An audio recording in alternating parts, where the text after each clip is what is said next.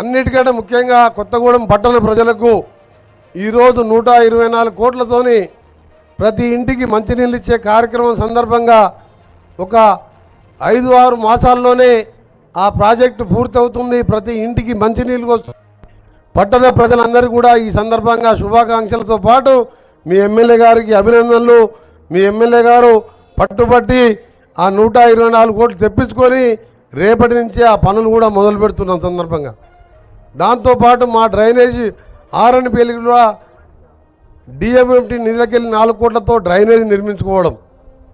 ఇంకొకటి నిన్ననే నేను బట్టి గారు పొంగులేటి అన్నగారు గడ్కరీ గారిని కలిసినప్పుడు ఇక్కడ ఆర్ఓపి గురించి సేతు బంధు కింద 148 కోట్లతోని ఒక ఆర్ఓపి 12 ఆర్ఓపీలు ఇచ్చినాం మేము.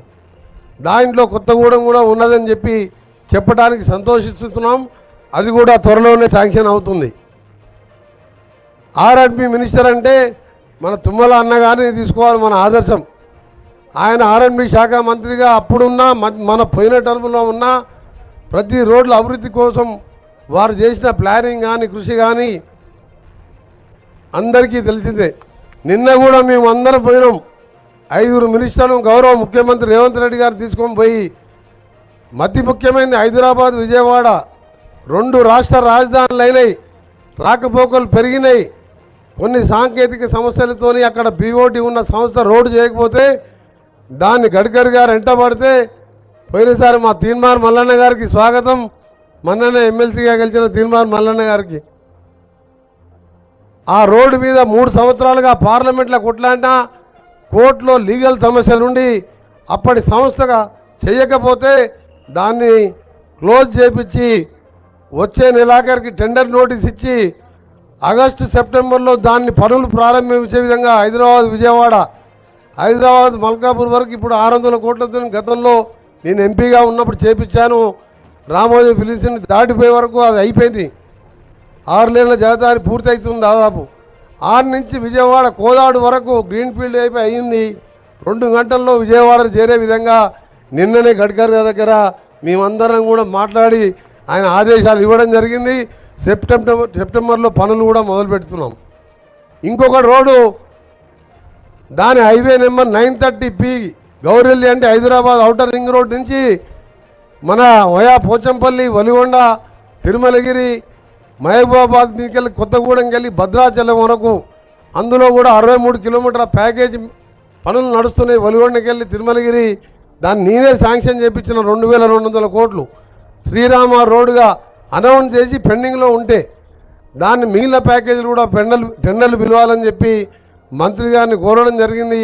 దాన్ని కూడా త్వరలోనే పనులు మొదలు పెడతామని చెప్పి సీతారామ ప్రాజెక్టు కానీ ఇవన్నీ కూడా మీ జిల్లా నాయకులు ఉన్నారు.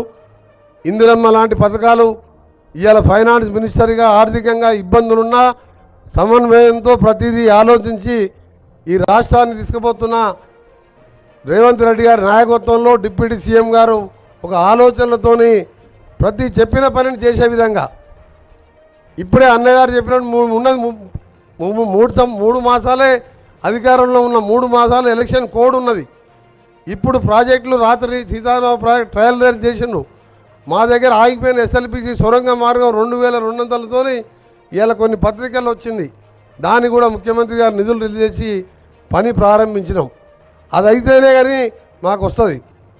అందుకని ఇక్కడ ఉన్న సమస్యల గురించి కానీ నాకొకరు హాస్పిటల్ సూపరింటెండెంట్ నేరుగా ఫోన్ చేసి కొత్తగూడెం హాస్పిటల్కి వెళ్ళి నేను ఎవరు చెప్పలే మా అన్నలకు మీ ఎంపీరా ఎండలు బాగా పెరిగినాయి. మా కొత్తగూడెమే కాదు ఇటు ఆంధ్రప్రదేశ్ ఛత్తీస్గఢ్ బార్డర్ కూడా ఇవాళ లేడీసు గైనకాలజీ వాడికి ఇబ్బంది ఉందని చెప్తే కూడా ప్రతీక్ ఫౌండేషన్తో కూడా హాస్పిటల్ కూడా ఎయిర్ కండిషన్ చేయండి.